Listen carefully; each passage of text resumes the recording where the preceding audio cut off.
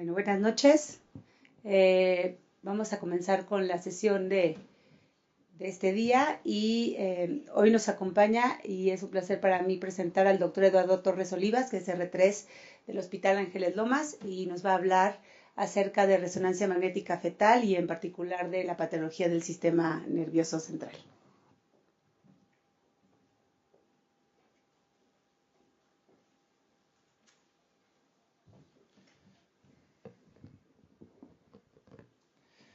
Hola, muy buenas noches. Primero que nada, me gustaría agradecer a la Sociedad Mexicana de Radiología e Imagen por la invitación que me hicieron a dar esta plática.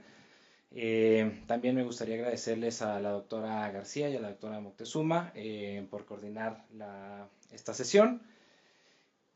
Y bueno, ya me presentó la doctora, soy Eduardo Torres, soy residente de tercer año de radiología. Este que ven aquí es mi hospital. Vamos a ver si tengo... bueno, no se deja. En este hospital he tenido la fortuna, la oportunidad de rotar en distintos servicios de imagen, de diagnóstico por imagen. Uno de estos servicios es el servicio de resonancia magnética. Los que hayan rotado por resonancia magnética saben que en cuanto a la aplicación de la resonancia magnética, normalmente los estudios que hacemos son de tipo neurológico. La mayor cantidad de estudios de resonancia que se hacen son de neuro. Tiene otras aplicaciones también a nivel de sistema musculoesquelético, también gastrointestinal, ginecológico y un poco en menor medida hacia tórax, ¿no? Sin embargo, lo que nunca pensamos es que la resonancia magnética también tiene una gran aplicación para el estudio de la mujer embarazada y el feto. Y en específico del sistema nervioso del feto. Es por eso que vamos a hablar un poco acerca de esto. Les voy a hablar un poquito de la experiencia que tenemos ahí en el Hospital Ángeles Lomas, el número de casos que vemos y vamos a ver generalidades y un poquito de manera amplia de qué se trata esto, cómo se hace y cómo debemos de interpretarlo. Si quisiera yo hablarles de la patología del sistema nervioso central fetal, tema por tema, sería algo muy largo, muy extenso. No está dentro del alcance de esta plática. Sin embargo, voy a intentar dar algunos ejemplos y dar algún repasito rápido de los temas más comunes que vamos a encontrar en estos estudios. El ultrasonido obstétrico continúa siendo el principal método de tamizaje. Es el método de elección para la valoración del feto. ¿Por qué? Porque es un estudio que tiene amplia disponibilidad, es muy seguro tanto para la madre como para el feto, es de relativo bajo costo y con los avances tecnológicos que hemos tenido hasta la fecha, la verdad es que da muy buenas imágenes y es muy amplia la cantidad de patología que podemos ver por ultrasonido. Sin embargo, hay ocasiones, hay casos muy específicos en los que la resonancia magnética nos va a dar ese extra que necesitamos para llegar a un buen diagnóstico y más que nada para modificar el manejo que podemos darle a nuestros pacientes. Como les digo, son casos muy específicos. Y las ventajas que tiene la resonancia magnética encima o por sobre el ultrasonido, pues en esto que son estos que ven aquí, la posición fetal, el oligohidramnios, las estructuras óseas y la obesidad materna no lo afectan. ¿Quién de ustedes no ha estado haciendo un ultrasonido obstétrico? Una mujer obesa con oligohidramnios o anhidramnios, el feto con dorso anterior. Es difícil ver muchas estructuras y más en fetos que están ya más grandes, que tienen el cráneo muy calcificado. Aquí ya vamos a batallar mucho para ver las estructuras del sistema nervioso central, así como de la fosa posterior. Entonces, hablando de las indicaciones, está indicado después de una examinación ecográfica que haya sido realizada por un experto, es decir, una persona que haga ultrasonido de manera rutinaria, que haga ultrasonido obstétrico constantemente. Esta es la persona que debe hacer el ultrasonido de inicio y que tenga una duda diagnóstica o que tenga un diagnóstico, sin embargo, sospeche por este mismo diagnóstico de alteraciones adicionales. Entonces, la resonancia nos va a ayudar muchas veces para confirmar y complementar los hallazgos del ultrasonido, y muy rara vez, esto es excepcional, va a descartar los hallazgos del ultrasonido. Esto casi no sucede y en la literatura casi no está reportado. De los artículos que hay que comparan el ultrasonido obstétrico, la neurosonografía con la resonancia magnética, hay una muy grande concordancia entre ambos estudios. Es decir, casi nunca, la resonancia magnética casi nunca descarta lo que ya dijeron en el ultrasonido, más bien añade. Antes de las 18 semanas de gestación no hay mucha utilidad para la resonancia magnética, está indicada principalmente después de las 22 semanas. Y bueno, esta tabla que ven aquí viene en el artículo que publica la ISUOG en cuanto a los lineamientos o las guías de práctica para la resonancia magnética fetal. Y aquí lo que hicieron fue entrevistar a médicos tratantes, hacer encuestas, y les pidieron que calificaran del 0 al 7, según la fuerza de la indicación, según el diagnóstico, a ver qué tan indicada estaba la resonancia magnética. Y aquí lo que nos sirve de esta tabla es, si pueden ver, los dos diagnósticos en donde está más indicada la resonancia magnética es en anomalías de la fosa posterior y anomalías de la línea media, incluyendo el cuerpo calloso, por citar algunas. De ahí va disminuyendo, y si pueden ver al final, hacia la derecha de la gráfica, el diagnóstico en donde la resonancia magnética nos va a aportar menos es en la patología de corazón. ¿Por qué? Porque todos sabemos, las imágenes, las secuencias de resonancia magnética son imágenes que tardan, no son en tiempo real muchas veces, y el movimiento cardíaco no lo vamos a ver bien. Entonces, no es un buen estudio para ver corazón, al menos fetal. En cuanto a la seguridad, no se debe usar gadolinio, es un medicamento que cruza la barrera placentaria. La FDA lo cataloga como clase C. La clase C es un medicamento que ha sido probado en animales y en donde han encontrado efectos adversos, sin embargo no hay estudios en humanos que lo avalen. Sin embargo, sí mencionan que cuando hay una indicación en donde los beneficios superan a los riesgos, se puede usar el gadolinio. Sin embargo, en la resonancia magnética fetal no usamos gadolinio. No hay evidencia de efectos adversos fetales ni en la madre en cuanto al magnetismo. Hay algo que se llama la tasa de absorción específica, SAR, por las siglas en inglés, que mide qué tanto exponemos al paciente a los pulsos de radiofrecuencia. Entonces, las secuencias que utilizamos para la imagen fetal son secuencias rápidas, especialmente estas SST2, que quiere decir single shot. Son secuencias muy rápidas. Sin embargo, tienen de todas las secuencias la mayor exposición a radiofrecuencia, y aún así no llegan a las tasas de absorción específica nocivas para el feto ni para la madre. Entonces es un estudio 100% seguro. Hasta ahorita está avalado su uso en resonadores de 1.5 y de 3T. Sin embargo, el de 1.5 es el que se usa de manera rutinaria, en donde hay más estudios que lo avalen. El protocolo, pues que queda de más decir que hay que excluir complicaciones, hay que tener un consentimiento informado de la madre. Este tercer punto es muy importante, la edad gestacional, y lo voy a repetir a lo largo de la plática. La edad gestacional nos interesa mucho a la hora de evaluar el desarrollo del cerebro fetal, y es importante tener una edad gestacional confiable, de preferencia en base a ultrasonido de primer trimestre. No usamos sedación en ningún caso, y es importante la comodidad de la madre.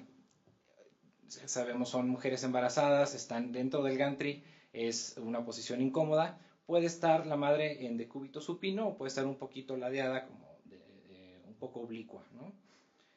Como se siente ella más cómoda, nosotros podemos tomar las imágenes de esa manera.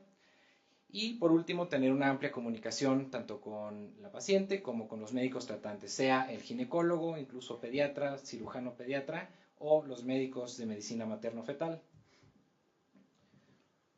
Hablando un poquito de la técnica, tenemos,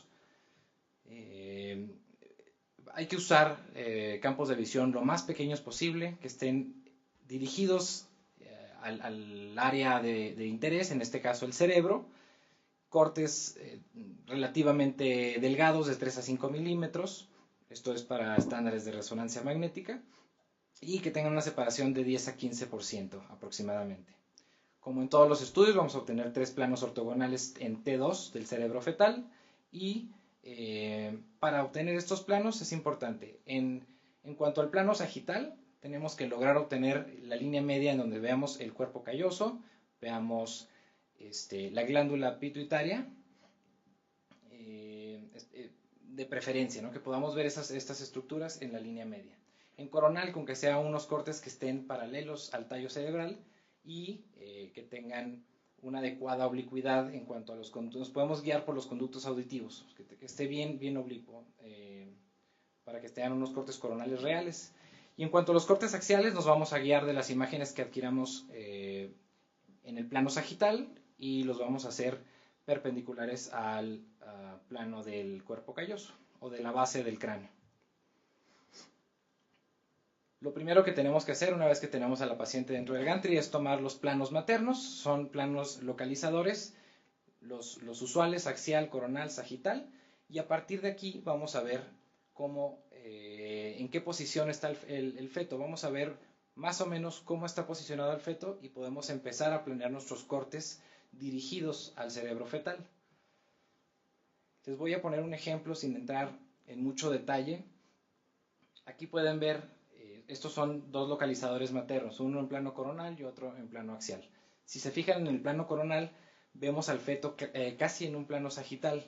Entonces, si queremos sacar un plano coronal, podríamos pasar, estoy hablando del cerebro, podríamos pasar una línea como la marca y la línea verde, hacer un corte ahí, y para que quede la oblicuidad correcta, nos pudiéramos ayudar de este plano axial de la madre, en donde agarramos un plano casi axial de la cabeza fetal. Con estos dos, con esta doble oblicuidad, podemos obtener imágenes como esta, de un corte coronal. Y ya con el corte coronal y el corte sagital, podemos empezar a hacer nuestros otros planos, el axial real, como pueden ver aquí en la imagen del centro. Les digo, no voy a entrar a mucho detalle, pero es importante que sepan, primero se adquieren los planos maternos y de ahí vamos a planear los planos fetales. Y aquí, ¿cuál es el asunto? El feto se mueve. Entonces, esto tiene que hacerlo un técnico que tenga experiencia, tiene que hacerlo rápido y muchas veces hay que volver a planear los planos si se mueve el feto. ¿Okay? Es un limitante de la resonancia magnética. Hablando de las secuencias que utilizamos, son primordialmente las secuencias ponderadas a T2. Se utiliza tanto T2 turbospineco como secuencias rápidas, las que les decía ahorita, las secuencias single shots, que en Siemens, que es el aparato que nosotros usamos, son las secuencias Haste. También se pueden utilizar secuencias especiales single shot de eco de gradiente, especialmente para detectar productos hemáticos y calcificaciones en el cerebro fetal, que es muchas veces parte importante del diagnóstico. Adicionalmente se pueden utilizar secuencias de difusión, y estas otras secuencias que les pongo aquí en letras más pequeñas, difusión, dinámica, psicolangio-resonancia, son secuencias que no se utilizan de manera rutinaria, pero se están empezando a utilizar de manera experimental en la patología fetal en general. Hablándoles un poquito de la experiencia que tenemos en nuestro hospital. Esto es el número de estudios de resonancia magnética fetal que hemos tenido en el hospital desde el 2005. Si se fijan, cuando comenzamos en 2005 apenas eran 2 estudios por año, y poco a poco ha ido aumentando el número de estudios que se hacen. Obviamente ha sido muy fluctuante, ha sido muy variable la tendencia. Sin embargo, sí estamos teniendo cada vez más estudios. Y dentro de los estudios que vemos de resonancia magnética fetal, los diagnósticos con los que nos topamos más frecuentemente son estos. Por mucho, el diagnóstico por el que nos envían a una mujer embarazada para una resonancia magnética fetal es ventriculomegalia detectada por ultrasonido obstétrico.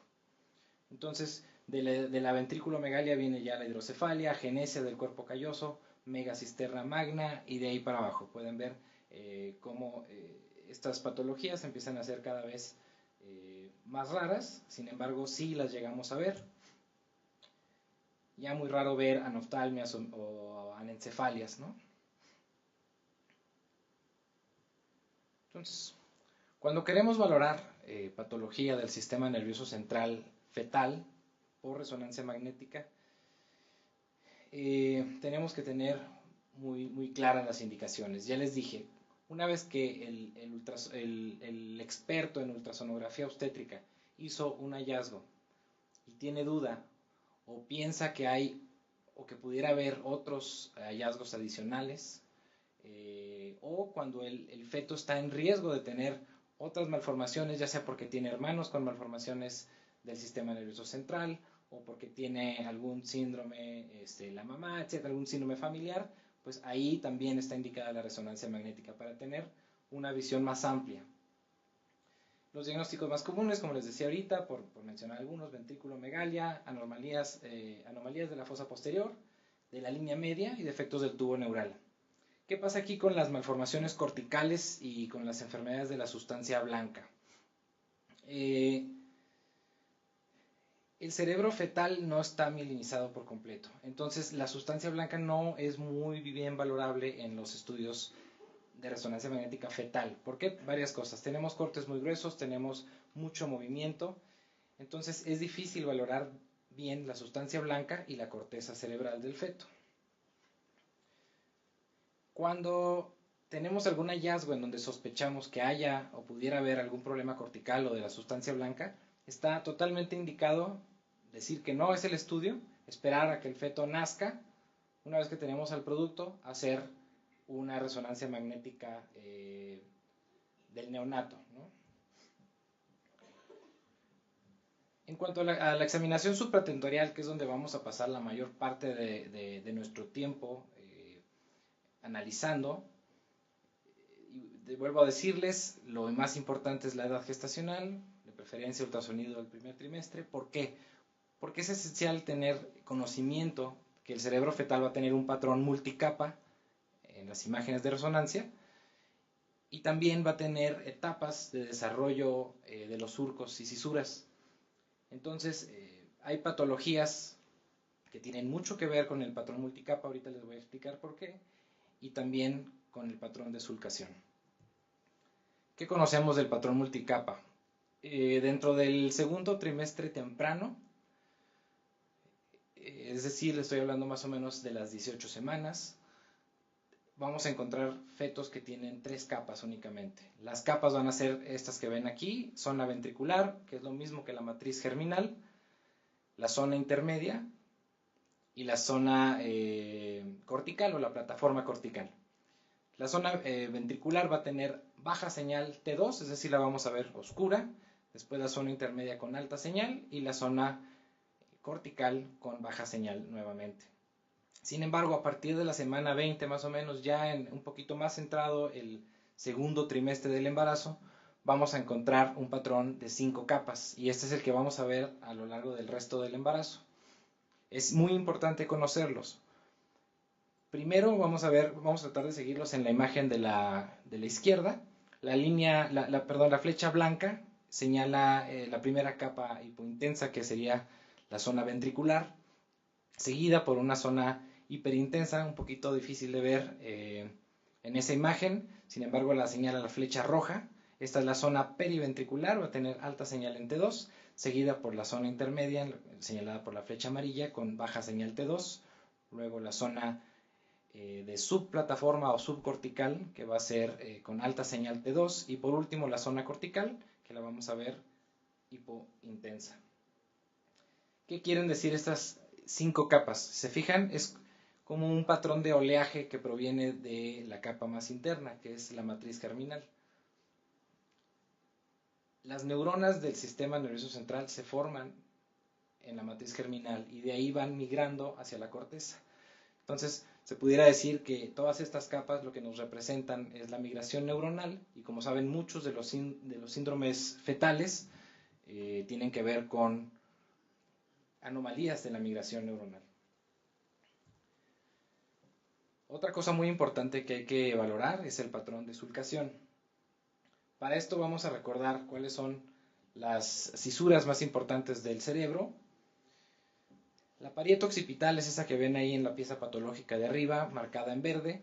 Es una cisura que está en la cara medial del hemisferio hacia la región occipital. Nos va a separar el lóbulo parietal del lóbulo occipital, y la mejor manera de verla va a ser en un plano como está marcado con la línea roja, y nos daría una imagen como la que vemos en la izquierda. Ahí está marcada con la flecha blanca esta cisura, que les repito, nos separa el lóbulo parietal del lóbulo occipital. ¿Okay? Esta es la cisura parieto-occipital. Le sigue la cisura calcarina, que está igual en el lóbulo occipital, también dependiente de la cara medial del hemisferio, y esta corre en un sentido más axial, entonces va a ser mucho más fácil de verla en un plano coronal, como lo marca la línea roja, y la vamos a ver en un corte más posterior. Ahí pueden ver un poquito de fosa posterior, vemos las astas occipitales de los ventrículos laterales y los lóbulos occipitales del cerebro, con estas indentaciones que serían la cisura calcarina. Siguiente es el surco calloso marginal. Este surco nos separa los giros frontales del giro del cíngulo. Entonces, este lo vamos a ver, igual corre en un eje más o menos axial. Entonces, en un corte coronal lo vamos a ver más fácilmente, así como lo marca la flecha blanca, igual dependiente de la cara medial de los hemisferios. Los surcos de la convexidad son los surcos que están en la parte más cefálica, o más bien más dorsal, hablando de cerebro, y los vamos a ver más fácilmente en cortes axiales hacia la convexidad. Los vamos a ver así como lo ven en los cortes de la derecha. Y el surco que ven en la imagen de la izquierda es el surco central o rolándico, que es otro de los surcos que vamos a ver aproximadamente por la semana 27. Por último, la cisura de Silvio. Es una de las cisuras que más conocen todos, me imagino. Generalmente se ve muy fácil en el corte axial, y lo vamos a ver así como una indentación desde muy temprano en el embarazo, más o menos desde la semana 20, y hacia la semana 27 empieza a adquirir estos ángulos. ¿Okay? Es importante saber este patrón. Sin embargo, fíjense aquí como hay diferentes semanas, hay mucha variabilidad entre semanas y son muchas estructuras, ¿no? Entonces tenemos antes de la semana 18 cisura de Silvio, entre la semana 8 y 20 el cuerpo calloso, entre la semana 22 y 25 la cisura calloso marginal, la parieta occipital, la calcarina hipocampal en más del 75% de los pacientes, semana 27 y 28 surcos precentral, central y poscentral, que serían estas áreas motoras y sensitivas, si se acuerdan un poquito, y entre la semana 29 y 34 vamos a tener la formación de los surcos frontales superior, inferior, y los surcos temporales también superior e inferior. Es mucha información que retener, entonces a la hora de estar interpretando un estudio de resonancia magnética fetal, pues no nos va a ser bastante difícil, a menos de que tengamos una tablita como esta a la mano. De esta tabla quiero que nos fijemos únicamente en la cisura visible, que es la columna de la izquierda, y de este lado donde dice siempre vistos en inglés, y específicamente de la última semana, es decir, 23, 23, 29, 27, 29. ¿Se fijan? Aquí va a ser muy fácil. ¿Qué pasa? A la semana 23 tenemos las dos de arriba, ¿no? Vamos a ver la cisura parieto-occipital y la cisura calcarina, que fueron las que vimos primero. Entonces, si para la semana 23 ustedes no están viendo una cisura parieto-occipital y una cisura calcarina, hay problemas. Semana 27, surco central, y semana 29 vamos a tener el surco del cíngulo y el surco de la convexidad, los surcos de la convexidad. Entonces, con que se sepan estas tres fechas, 23, 27, 29, y los puntos específicos que tenemos que buscar, es suficiente para que ustedes puedan hablar que hay un retraso en el patrón de sulcación y se sospeche de una patología en donde no se forman los surcos. ¿Alguien me pudiera ayudar más o menos qué es esta patología? Exacto, una lisencefalia. Bueno, como les dije al inicio, si yo fuera a hablar de todos los temas, de toda la patología del sistema nervioso, no acabábamos. Entonces, lo que hice fue tomar algunos casos de los más comunes, de los diagnósticos más comunes que vemos en el hospital, y vamos a tratar de hacer un pequeño repaso de estas patologías, ¿no? Me gustaría, si es posible, que me ayudaran un poquito para describir las imágenes. Este es el primer caso, vamos a verlo. Obviamente son pocas imágenes, no les puse muchas, pero sí a grandes rasgos, ¿qué es lo que ven aquí?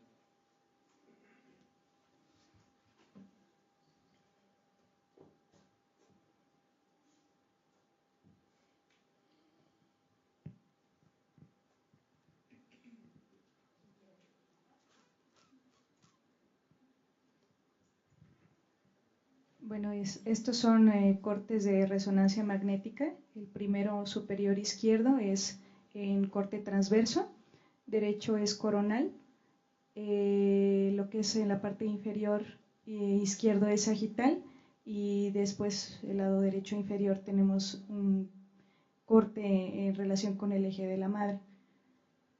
Son en T2 porque vemos brillante líquido. Y el hallazgo más importante que es que hay un ventrículo único y pues esto es en relación a una holoprosencefalia de tipo, bueno, la más severa al lobar. Ok, vamos a tratar de fijarnos en la línea media. ¿Puedes ver alguna estructura?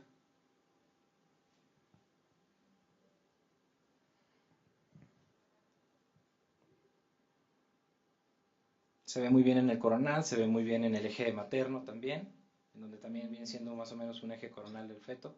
¿Los tálamos?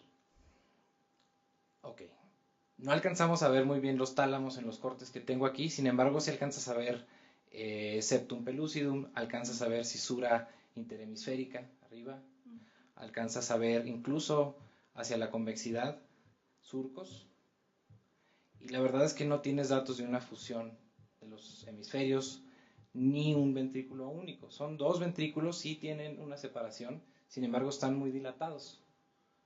Aquí el único hallazgo es la dilatación ventricular. Este es un caso de, bueno, ventriculomegalia, resulta ser una hidrocefalia. Y bueno, ¿qué hay que verle a la ventriculomegalia? Principalmente saber cómo medir los ventrículos laterales. Hay que medirlos a nivel del atrio, que es en la imagen que ven de su lado derecho, el esquema, hacia el asta occipital de los ventrículos laterales, esos óvalos, esos círculos grises que ven ahí son los plexos coroides, y más o menos ahí hay una línea, no se alcanza a ver muy bien, dice AB.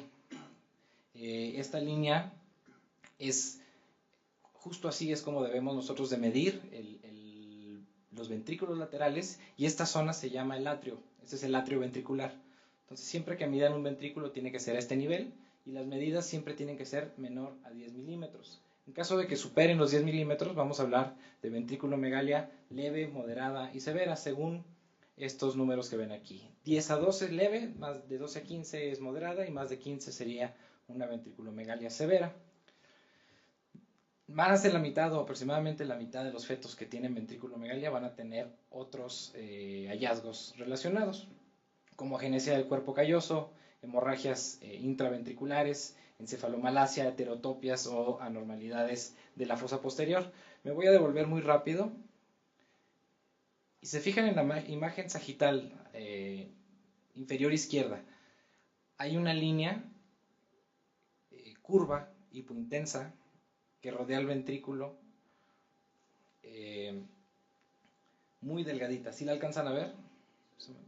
Eso sería difícil de ver, podríamos decir incluso que no hay cuerpo calloso por la imagen coronal, en donde se ve muy muy adelgazado, pero sí hay cuerpo calloso. Sin embargo, la hidrocefalia o la distensión de los ventrículos laterales nos están distendiendo, alargando, aplastando el cuerpo calloso de tal manera que lo vuelve difícil de notar.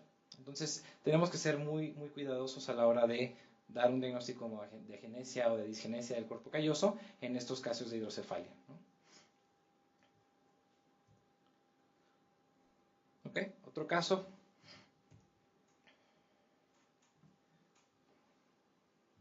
Muy bien, este feto viene referido del sistema del servicio de ecografía por ventrículomegalia izquierda, únicamente es el diagnóstico. Sale, buenas noches. Bueno, lo que alcanzamos a ver son cortes coronal, izquierda a derecha, coronal, dos cortes axiales, y abajo, bueno, las secuencias de arriba serían ponderadas entre dos, mientras que las de abajo sería una difusión y un CDA. Entonces lo que alcanzamos a observar es una imagen de comportamiento heterogéneo que ocupa el ventrículo lateral del lado izquierdo, la cual muestra restricción a la difusión con un CDA abajo. Entonces, por la localización, bueno, no sé si pudiera ser una lesión neoplásica a ese nivel, que es justamente lo que está ocasionando la ventriculomegalia unilateral. Y bueno, no sé si por la localización pudiera ser o de alguna la lesión neoplástica del plexo coroides. De acuerdo. Bueno, aquí hay varias cosas. Una trampa es que sí son T2, sin embargo, la lesión que vemos se está comportando como hiperintensa del centro e hipointensa en los bordes, ¿no? Entonces eso nos hace pensar como que en otras cosas. Sin embargo, váyanse por frecuencia. ¿Qué es más frecuente? Sería frecuente encontrar un tumor en el cerebro de un feto, o sea, todavía en el periodo fetal. Sí se puede dar, pero es mucho más difícil. Una causa más común de una ventriculomegalia unilateral sería un sangrado. Entonces, una hemorragia de la matriz germinal se ve exactamente como ven aquí. Esta topografía que dices tú, me dijiste que estaba en el ventrículo lateral, sí pudiera pensarse así, sin embargo está hacia el piso en una zona que se conoce como el surco caudotalámico, más o menos, ¿no? Entonces, en este surco es el sitio más frecuente de hemorragias periventriculares o de la matriz germinal. Y lo que pasa con esta hemorragia, una hemorragia, la sangre normalmente la vemos hipointensa en T2. Sin embargo, esta sangre, hemorragia que estamos viendo aquí, no es tan aguda, ya está un poquito más vieja, como quien dice. Entonces, por eso se toma esta apariencia. Y efectivamente, los coágulos tienen este comportamiento, bien dijiste, tiene restricción a la difusión. Vemos una hiperintensidad en DWI con una disminución de la señal en el coeficiente de difusión aparente, en el mapa de ADC, ¿no?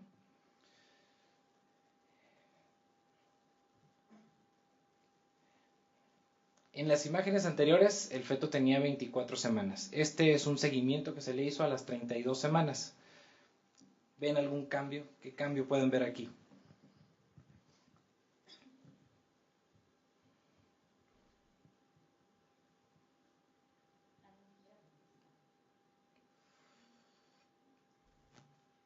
Muy bien, es muy sencillo. Si se fijan, persiste la ventriculomegalia unilateral, es mucho más evidente y ya no alcanzamos a ver bien esa zona de hemorragia.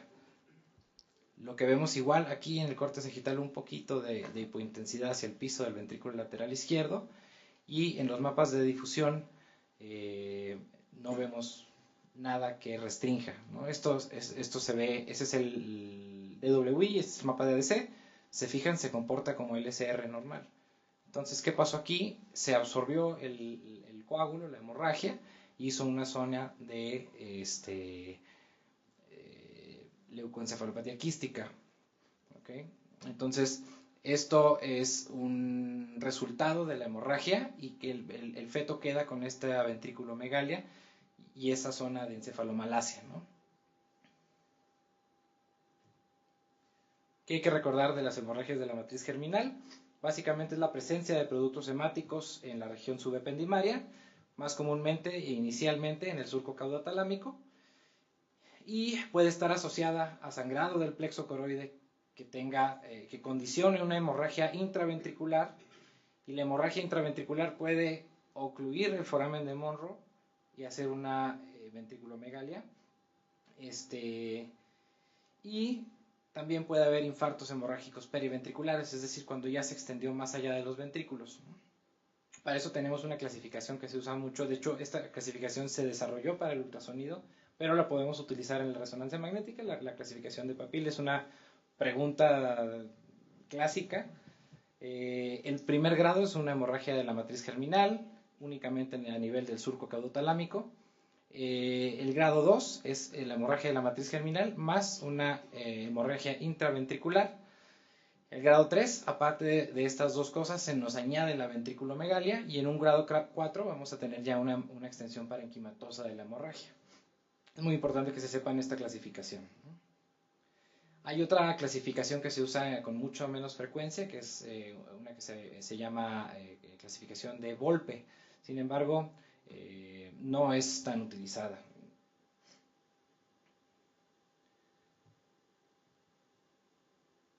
Este es otro casito.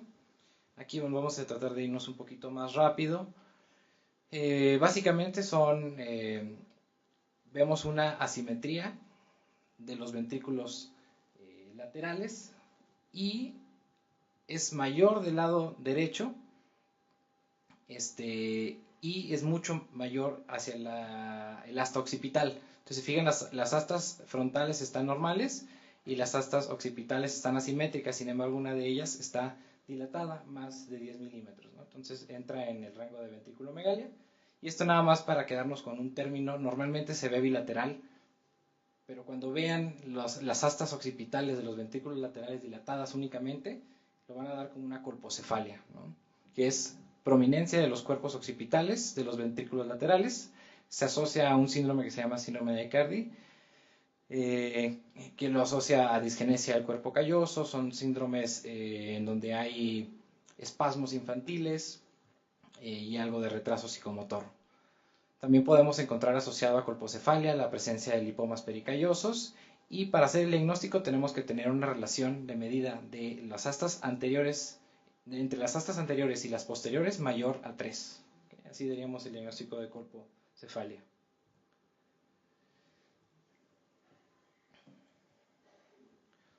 Otro caso, este está interesante. ¿Alguien quiere participar?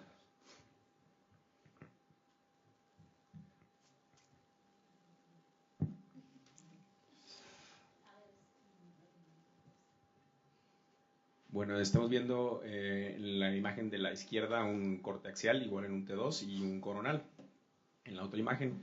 Y pues podemos ver ventriculomegalia. No alcanzo a ver la medida, pero pues están dilatados las astas posteriores de ambos ventrículos.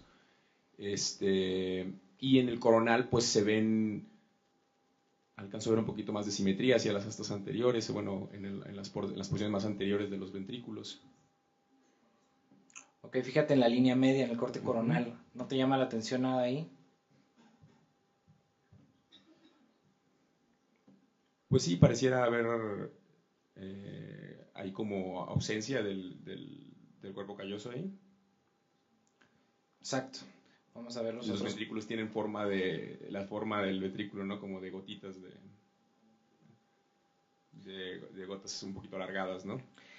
Ok, en las imágenes coronales ahorita vamos a ver un poquito, pero esto se describiría como una imagen en tridente o en casco de vikingo, ¿no? Y en las imágenes axiales, el hallazgo más importante es este que ven acá. Vamos a ver los ventrículos laterales paralelos. Okay, ese es un hallazgo importante en las imágenes axiales. Y bueno, aquí nada más quise mostrarles otras imágenes de cómo tenemos esta ausencia del cuerpo calloso en la línea media. Esta imagen de acá, bueno, volvemos a ver muy bien este casco de vikingo, ¿no? Dentro de la patología del cuerpo calloso tenemos el espectro que va desde la agenesia hasta la hipoplasia. Entonces se puede formar poquito o no formarse en lo absoluto. Las anomalías asociadas son hasta el 75% de los casos. Incluyen ausencia del cavum septum pellucidum, holoprosencefalia, lipomas de la línea media y quistes interhemisféricos, incluso anomalías corticales de la fosa posterior o incluso hipoplasia del tallo. Igual que vimos en el primer caso, la ventriculomegalia severa dificulta la visualización del cuerpo calloso. Entonces tienen que tener mucho cuidado cuando vean una hidrocefalia. ¿Qué vamos a ver en una agenesia del cuerpo calloso? Bueno, básicamente los ventrículos laterales paralelos en las imágenes axiales, como les decía, ausencia de cavum septum pellucidum, morfología en casco de vikingo o tridente, no visualización del cuerpo calloso, obviamente, y una cisura interhemisférica prominente. Esto va a elevar el tercer ventrículo. También vamos a ver el tercer ventrículo muy elevado, ¿no? El giro del cíngulo, que es esta circunvolución que está por encima del cuerpo calloso, no se va a formar tampoco. Y vamos a tener unos giros anormalmente orientados en una disposición radial que convergen hacia el tercer ventrículo, ¿no? Esto se le llama que están en rayos de sol o en rueda de bicicleta. Y por último, los manejos de props. ¿Alguien se acuerda qué función tiene el cuerpo calloso?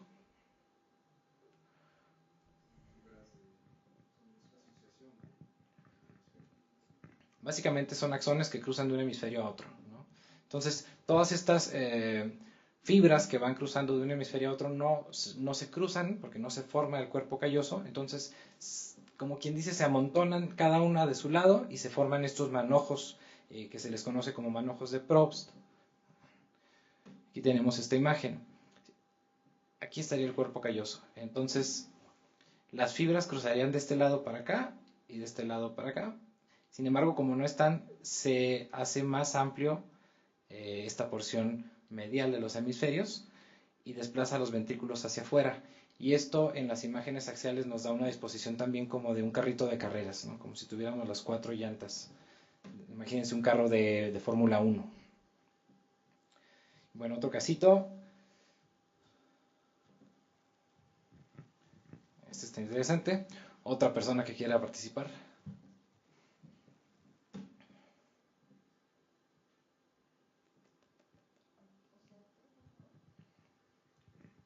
Tenemos 4 imágenes de resonancia magnética en T2, coronal, axial y 2 axiales y una sagital, en la cual podemos observar un aumento de los ventrículos y pareciera un solo ventrículo. Sería en relación a una prosencefalia. Ok, sí podría aparecer un solo ventrículo, especialmente en las imágenes coronales. Sin embargo, en las axiales sí puedes ver una delimitación de un ventrículo derecho, de un ventrículo izquierdo.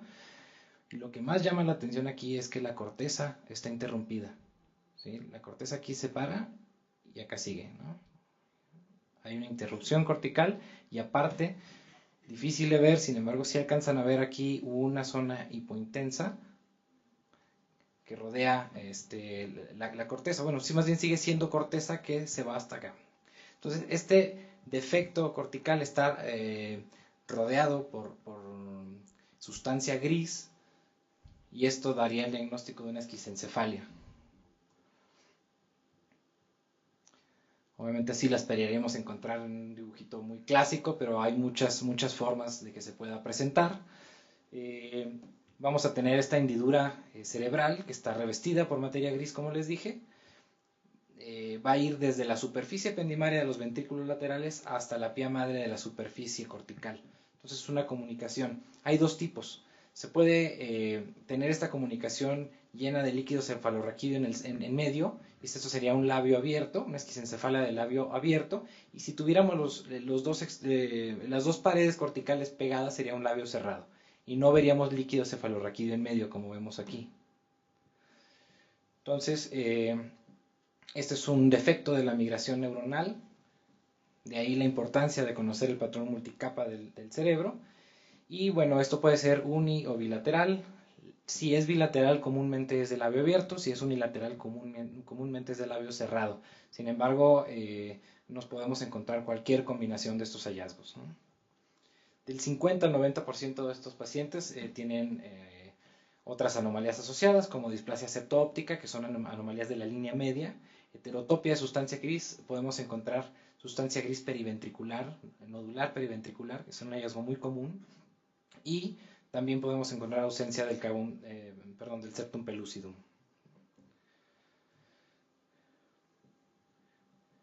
Caso 5, este lo voy a describir yo para agilizar un poquito. Tenemos esta prominencia de los ventrículos laterales, como pueden ver, también del tercer ventrículo. Obviamente no tengo aquí la medida, pero miden más de 10 milímetros, es una ventriculomegalia. Sin embargo, también afecta al tercer ventrículo. Sin embargo, lo que nos da aquí la pauta es esto que tenemos aquí. ¿Alguien me puede decir qué estructura está señalando la flecha roja? Ok, ¿qué está pasando con la amígdala cerebelosa? ¿El acueducto?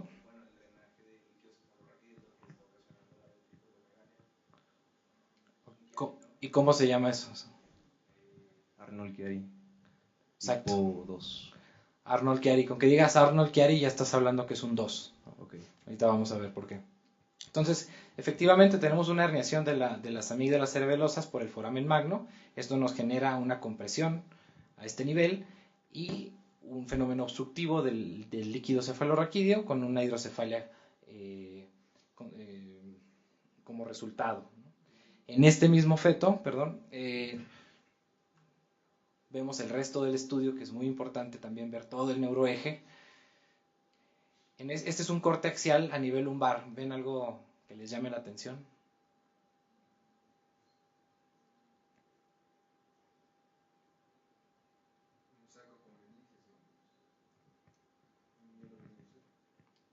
Exacto. A nivel posterior vemos un defecto en la fusión del arco posterior de las vértebras lumbares con una protrusión de un saco con líquido.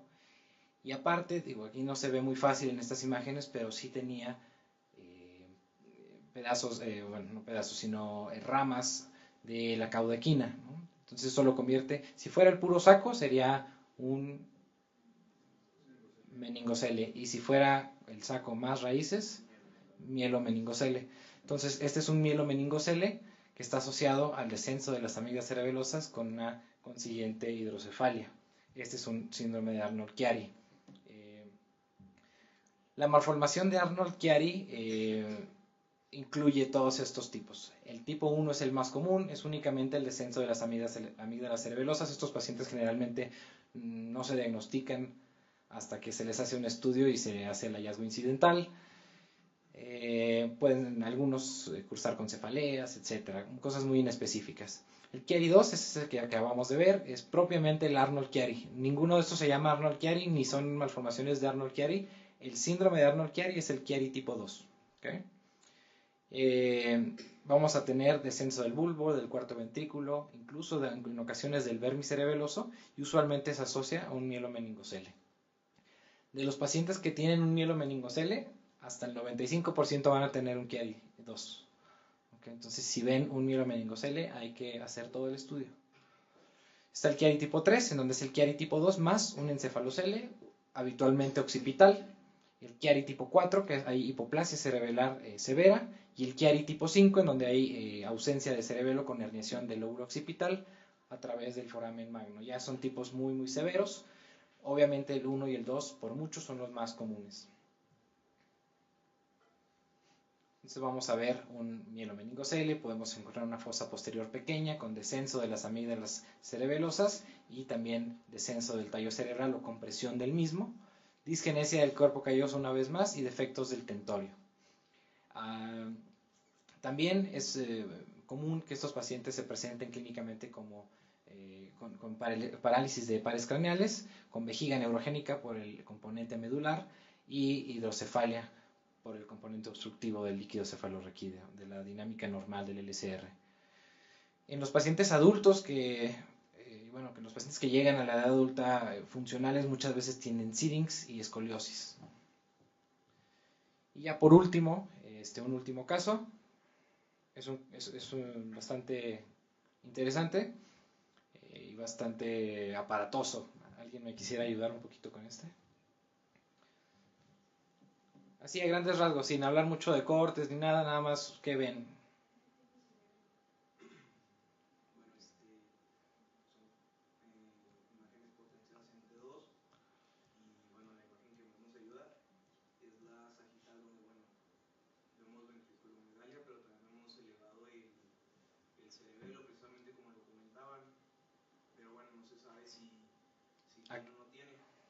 ¿Te refieres a esto de aquí?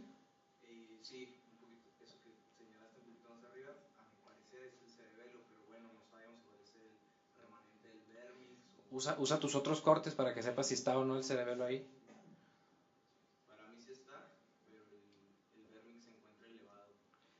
El vermis es la parte central del cerebelo, ¿se fijan? Es esto de aquí. Entonces, si tenemos una hipoplasia cerebelosa con un quiste en la fosa posterior, una megacisterna magna que condiciona aparte comunicación con el cuarto ventrículo y hidrocefalia, ¿de qué estamos hablando? Dandy-Walker, exactamente. Es una secuencia. Ahí está el síndrome de Dandy-Walker, que es una tríada. Vamos a ver aquí.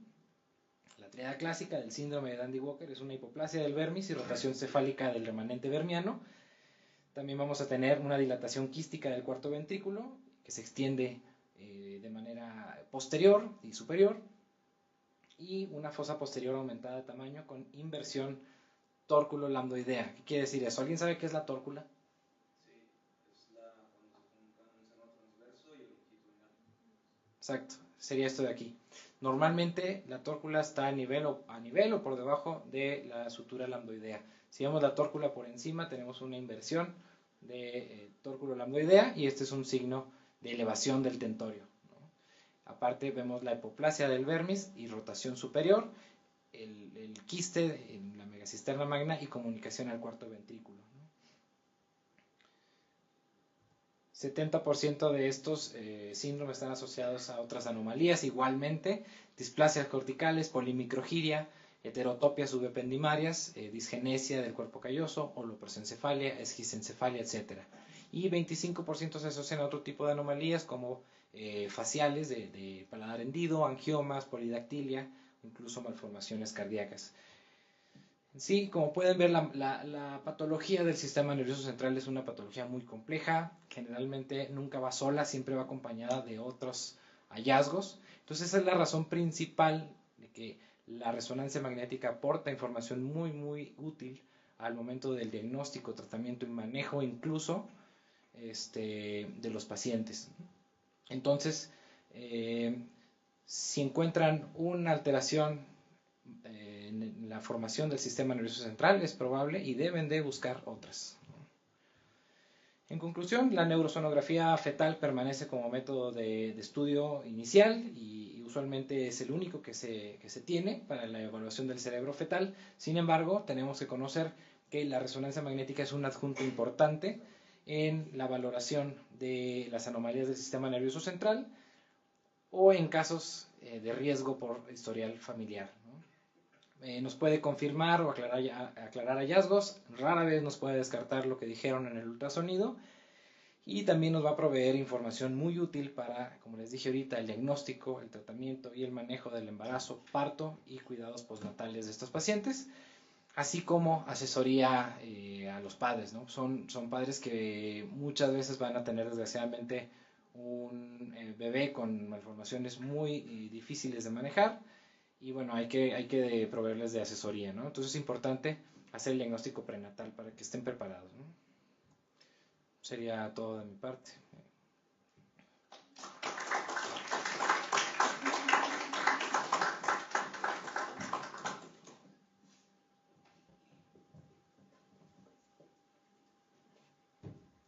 yo le quiero dar mucho agradecimiento a ti, Eduardo.